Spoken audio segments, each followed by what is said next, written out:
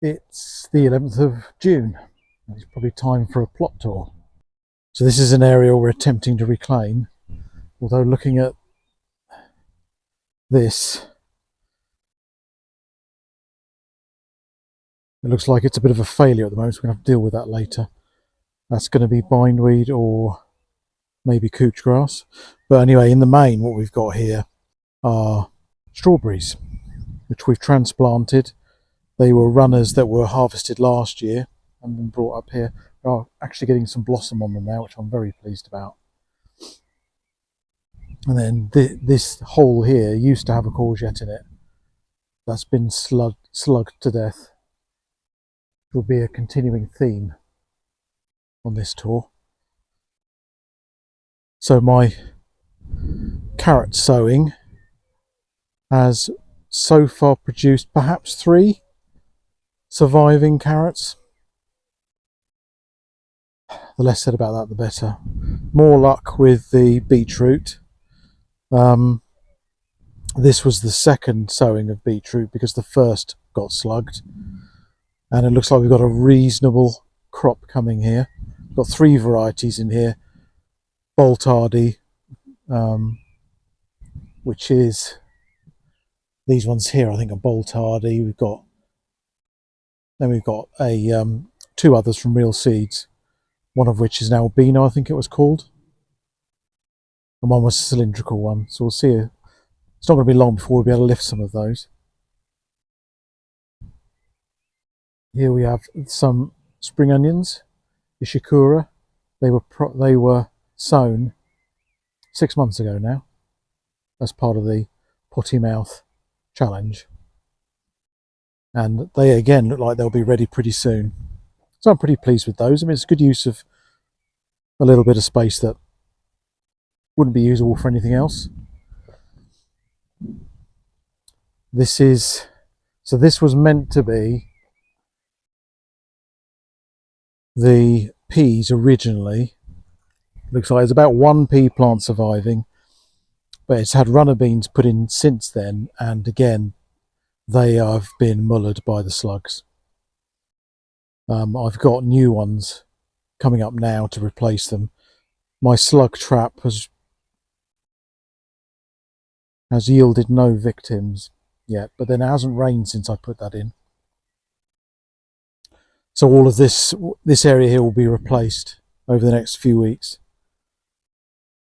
We've got onions here. These are the Rinsberg, which is a sort of white stroke brown onion. They're the ones that have done the best. Let's see, I've got one here that's been dug up by something. Let's see if we can save it. And then I'd put more runner beans on the back there. Again, only a couple have survived. Loads of bindweed in there, as you can see.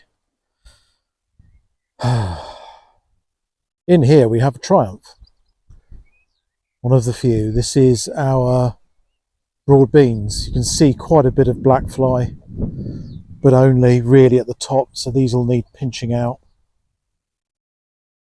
Because I mean, these are possibly the tallest broad beans I've ever grown. And we're getting the first actual beans on here. So again, those will be harvested soon, and then I suppose in a few weeks these will all be coming out. I'll have to think about what else to put in there instead. That was meant to be, down the back there was meant to be peas, but again, familiar story, they got eaten by slugs. Down here we had Red Baron. We've still got a few left. Red Baron onions. But they actually got eaten by mice because we happen to know that there are mice living in that box. And we just can't bring ourselves to get rid of them at the moment. So over on this bed, we have our leeks. I always leave some leeks to go to seed because they make gorgeous flowers, allium flowers, as you'd imagine. and they're absolutely lovely and they last forever. And this year I would like to actually harvest some of the seed. We have some zinnias along the bottom here, and then here we have somewhat sad looking tomato, but it has picked up in recent days, although the weather is still pretty awful. Still too cold for it really, but there's still time for it to come true. Now behind here is a rare success. So these are peas. So these are sugar snap peas, and they were badly attacked by what I think is birds. That's been my, if you look at the other side.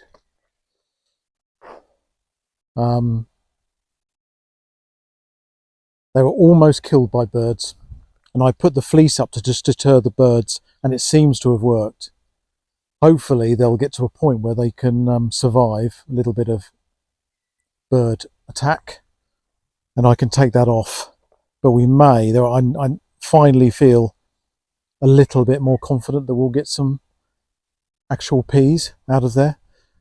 This bed, this is our bulb bed. As you can see, it's actually a bindweed bed at the moment, largely. But I planted some allium bulbs. The yellow ones are alliums. And you can see there we've got, might be easier to take it around.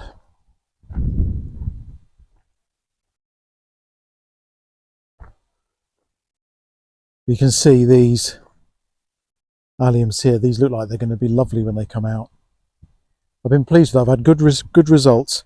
We've got dahlia here, which looks like it's going to produce, going to flower shortly, despite the weather. There should be another dahlia in here, but who knows? Who knows what has survived? We've got the Red Duke of York potatoes here, which are, no, they're not. I was thinking they were flowering. Maybe that's yeah, that's a Red Duke of York flower. These need to, I'm surprised they haven't started flowering yet. I guess maybe that's the weather again, because we ought to be harvesting those in the next month. Raspberry, there should be raspberries all the way along here, but these, I'm completely at a loss as to why, having put 4 extra canes in here, we've got nothing. Got a little bit here, a little bit of growth, but nothing else. These were Abundance. This was called Abundance. So there's a pumpkin there that might survive. Yeah, Abundance French beans these are, and again they've been attacked by the slugs. And again I've planted more to replace them. I think that's all you can do. And finally we have the brassica cage, which is going well. We've got purple sprouting broccoli there, and then the ones with the round leaves are Brussels sprouts. So we'll have to see whether they seem to be doing slightly less well, but there's plenty of time yet. And over in this, if you've been watching our videos, you'll know that we cleared all this over here. But as you can see, it's been reclaimed. Got some black currants there and some apples coming here, which I'm pleased about. But we're going to have to do something. I would like, I think, to have this as a wildlife pond. We have some black currants on that established bush there. And some good rhubarb, actually. Yeah, it is time I made my rhubarb and orange cake again. Yeah, because that's doing really well.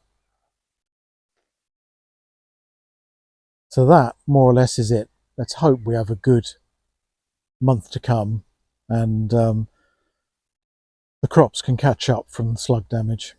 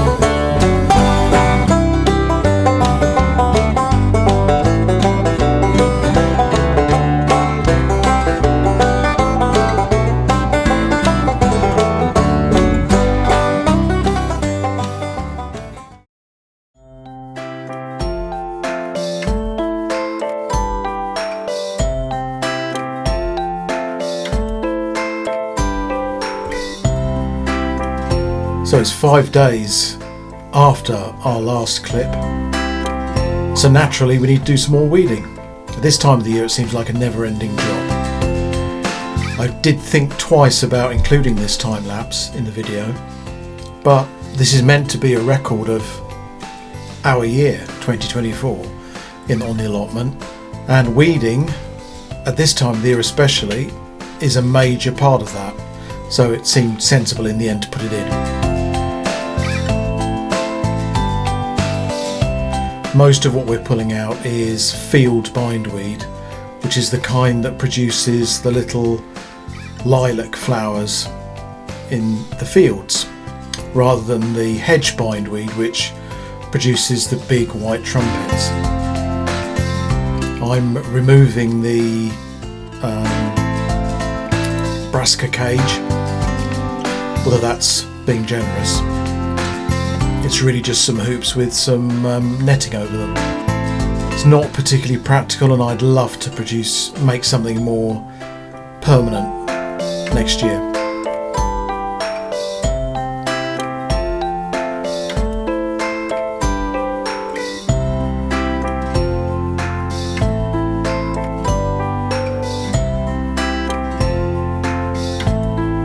The potato bed, which is behind me now,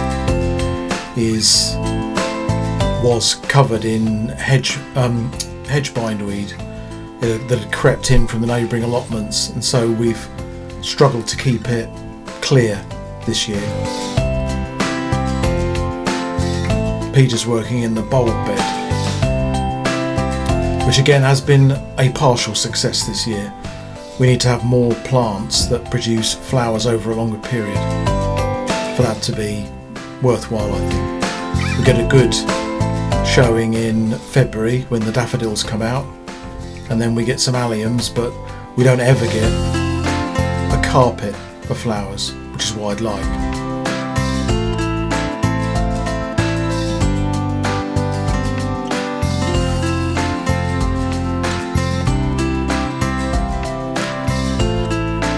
It's absolutely chucking down with rain at the moment as I sit recording this, and we're now in July as I record this. It was lovely to remember a time when we did actually have to water.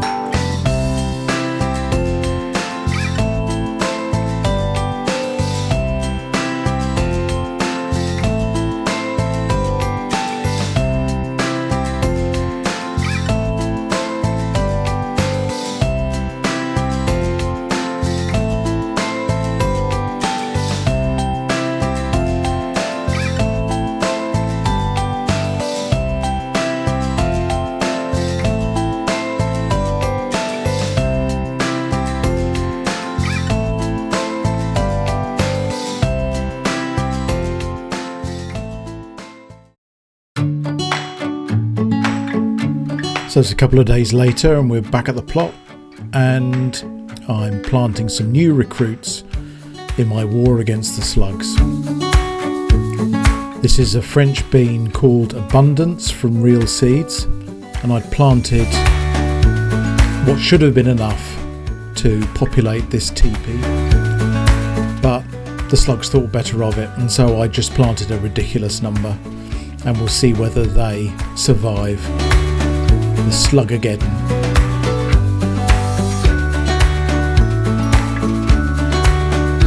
I also put in a vertical cane here to give an extra surface, extra pole for the plants to grow up, in the hope that enough of them survive to make it worth the effort. Not that I'm fed up with the slugs or anything.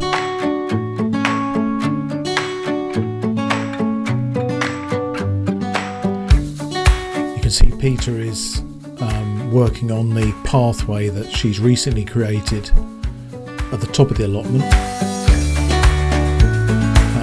This seems to be the area that gets the most problems with weeds, and our hope is that with weed suppressant membrane and many bags of the new mulch, which which is bark chipping basically, that we can keep them at bay. We shall see.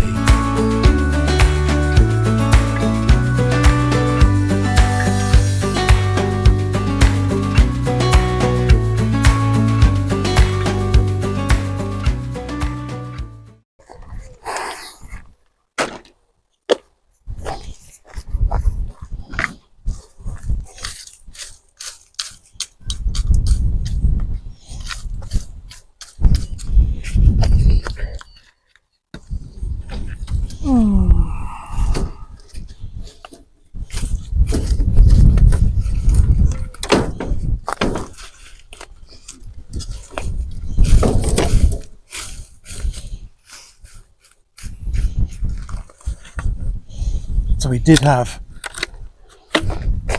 courgette planted in here, got slugged, so I'm going to put another one in.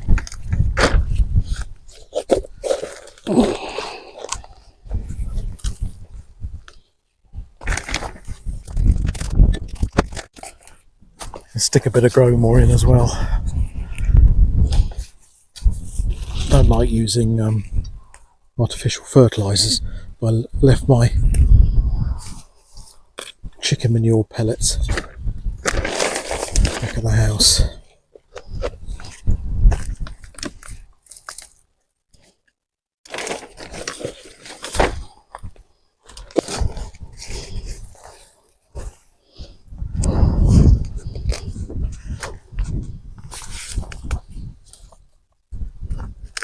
Had variable germination on the courgettes this year. These were from real seeds again.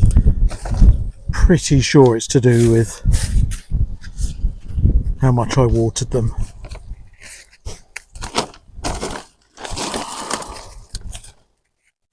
So I'm going to watch that next year. I'm going to plant them a bit deeper.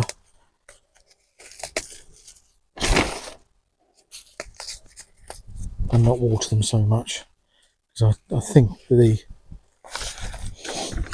rots the seed.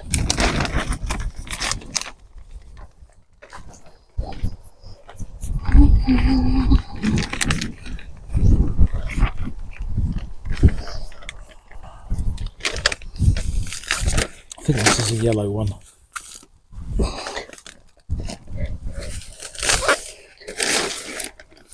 There's every chance this will be slugged. We've got one at home that will not be. And the weather's set fair, I think, for the next few days.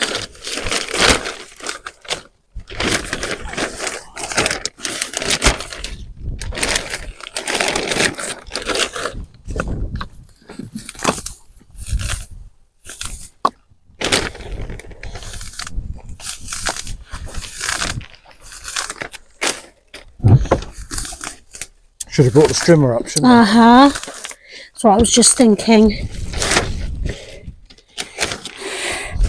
See, it does work. Telepathy.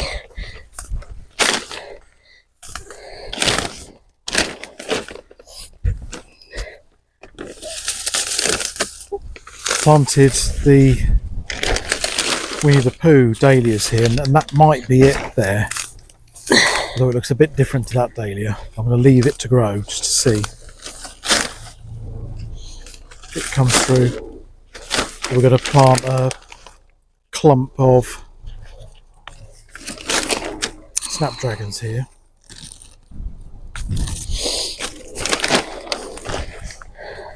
Once I've got bindweed out.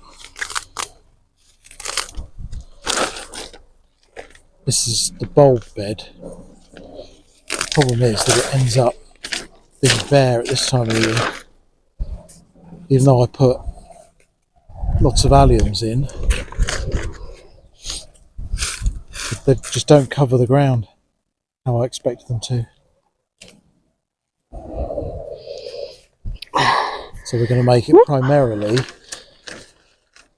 well, ultimately there'll be lots of perennial plants in here.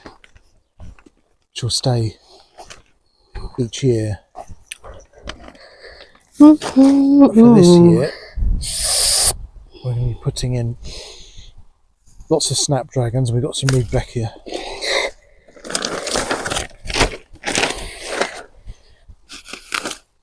Zinnias over there.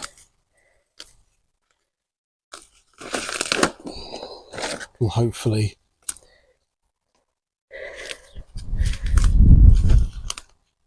start flowering before too long. So I'm not going to worry too much about disturbing the bulbs. These are the snapdragons that were grown using seed from real seeds. They seem to be doing all right. I wish I'd looked online to see how bushy they get, but there we go.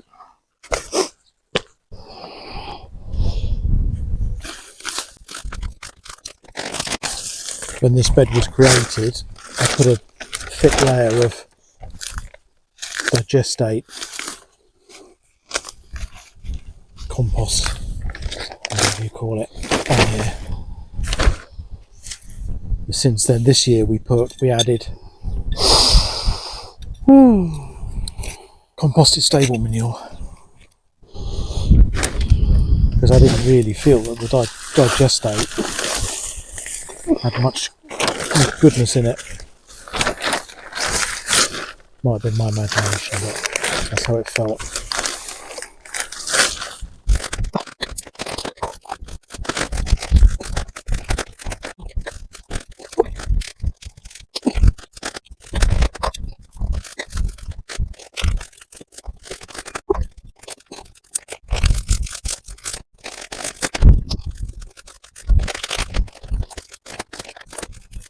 A nice clump of daffodil bulbs.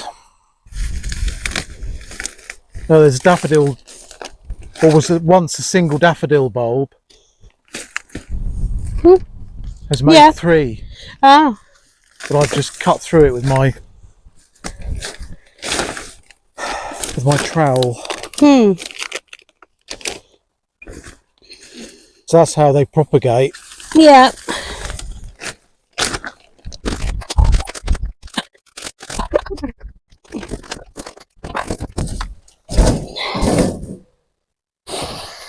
And our other favourite summer flower, or one of our favourites, is Rudbeckia. So I'm going to stick a few of those in as well. And take this tree out though, is that alright? Yeah. Yeah. If I had realised what that was, I would have done the same.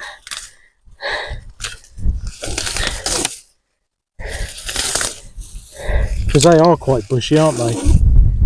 Rudbeckia is quite bushy. Yeah.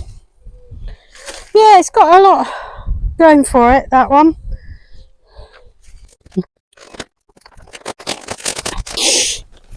I must admit, this allium bed has not been as spectacular as I hoped.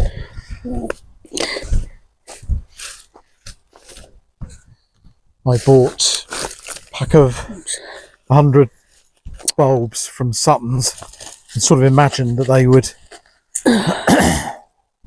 cover the whole bed, but no way.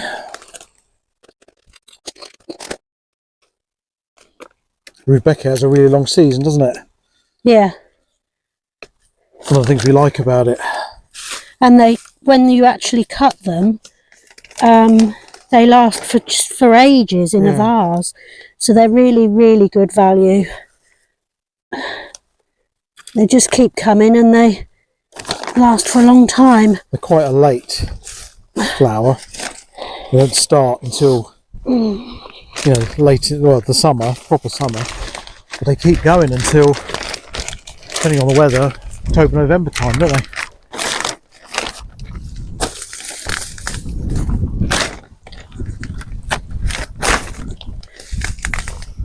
I've got a bonus snapdragon.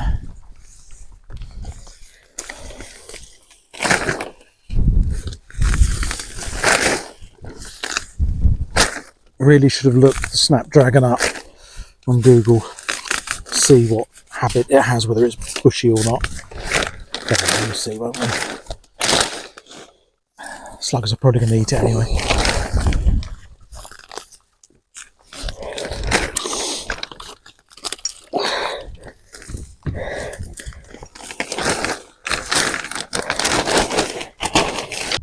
So let's reflect on where we are. We've got what looks like it's going to be a decent broad bean harvest. Oh yeah. Again, they've been a success, haven't they? Yeah. And they've got to come out this weekend. Yeah. I'm not sure what we're going to put there instead. I have got some beans left. I could go up that side. And we've got lots of beetroot. Beetroot's doing well. Yeah. The Jarlsberg spring onions are doing well, and the Ishikuri spring onions, we had one yesterday, didn't we? Oh yeah, very nice. Very nice indeed. We've got tomatoes beginning to grow. And we've started to get a few. Yeah. Just a few. Yeah. Mange two. There were moments that when we meant wondered. to be sugar snaps. Well, it's Oregon Sugar Pod is the name of the yeah. Well, they're flat. variety. I don't know what I've always thought that sugar snaps are fat and they've actually got a P in them, and Mange 2 are flat. So in my book, they're Mange 2, but maybe they're a variety that are flat. Given that they're called Oregon, maybe they're an American variety, and in America, the two are the same. Well, they're tasty anyway, aren't they? Yeah, it doesn't really matter, does it? No. We've got tomatoes growing here. We've got Crimson Crush, and the other one is Garnet. Crimson Crush is looking quite nice. Looks like we'll get something off that, and I can just see that there's a volunteer growing in the middle. Yeah, where's that come from? The brassicas are doing well. I'm reasonably confident that the runner beans are going to crack on. Yeah, we've got two growing up, aren't they? Yeah. The French and beans. One over there. Oh, are they French beans? That one is Abundance. So two of those have started winding themselves around the teepee leg. But the Lazy Housewife, haven't quite got to that point yet. They haven't thrown up the trailing shoot. But because we've had warm weather, it's suppressed the slugs. So they've had a few days. To grow and hopefully not be murdered when we get some rain. The potatoes I'm not sure about. They haven't flowered. Well, I've just seen one, a red one, and it was a reasonable size. Where was it? You know, all under one of the potato bushes. We might just... I was just weeding. Pull one up at the weekend. To see what we've got there. I thought they were meant to flower. But it is the time of the year, because I don't know when they were done. It's either late March or early April. Can't remember. We'll have to look back, won't we? But they ought to be about right, because they're first earlies. They're red Duke of York. And the brassicas are looking fantastic. Yeah. And the alliums. They have been pretty good. We've not spent as much time up here. We've hardly sat on the bench for the last 2 weeks. So the alliums are looking good, and the leaky ones as well. Yeah. I think it's almost not worth buying specific decorative alliums. You might as well grow leeks. Just grow leeks and leave a couple. Just leave a couple, and then you've got the benefit of having to be able to eat the others. Oh, and they were so good, the leek. You have got leeks on the go, haven't you? I've got not the same species, or variety. Yeah. I've got great. Some super hardy French ones. Yeah. The only problem with our leeks last winter was that they were smelly when I air fried them on a morning, weren't they? Shop bought ones didn't really stink the house out, but yours did. Yeah. That's right. I air fry my veg and then go to work and leave you to sniff leeks all day. The main thing is the constant battle against the weeds at this time of the year. because they're really enjoying the sunshine. But so I can see there's 2 Monge or whatever you want to call them, sugar snaps there. Yes, well, I've just picked them, but I've a whole row of those. I've missed some there. So do you think they're big enough to pick I those ones? Leave them until the weekend. Yeah, that's really encouraging because that should encourage it to flower more and for us to get more. Yeah, they've got to a reasonable size, those, haven't they? Given that when we last saw them on video, it was probably the 27th of May, actually, wasn't it? And they were half eaten at one end and tiny at the other end, so they've really shot up in the last The few pea weeks. frame itself has been a big success, I think. Yeah, do that again. But next year we've got a better strategy for getting the peas off to a good start, because we're getting to the point now where it's a bit late in the season and the pea plant might die. Just have to keep it properly watered and everything and see how it goes. But this is lovely. You know, when you're doing your allotmenting in the middle of January in 3 layers, coats, this is what you do it for. Yep. You're preparing to have moments like this where you can sit on the bench. Yeah. Look at it's not as abundant as I would like, but it's not bad. There aren't very many gaps. No. I mean, certainly we're not picking stuff and eating stuff from up here like we were last year, but the weather has been bad this year and we have hardly been up here. So I think given how much time we've had to spend up here, I think we've done pretty well. And the broad beans we're going to tackle differently, aren't we, this year? Because we're going to have some of them on salads, aren't we? We're not going to freeze them all. It depends on the balance of beans as we pick them. Whether we can get whether it would be nice to just clear the whole lot. But if that means you've got loads of really small ones that are no use for anything, then that's a bit wasteful. So we might leave some. Yeah, if when it comes to it, I know there are some that are big enough just to take now. Oh, definitely. But didn't we say last year that we wished we'd picked some and not? That's because we'd left them too long. Yeah, a good couple of weeks too long. Yeah, but I think, and it was a massive job to prepare them all. Having said that, Jessie from plot 37 part boils them so she can take the inner bean out. Like they're like edamame beans. So that's what I'm talking about. Well, then it doesn't matter how big they are. No. If you've got the little ones, you don't need to do that. No. Yes, but so that's one of the points I'm making. The other point that I'm making is that they're very time consuming to prepare, and they were going off before we could get them prepared last year. So that's why I didn't want to harvest them all in one go, like we did. They had gone off. Yes, they'd gone off.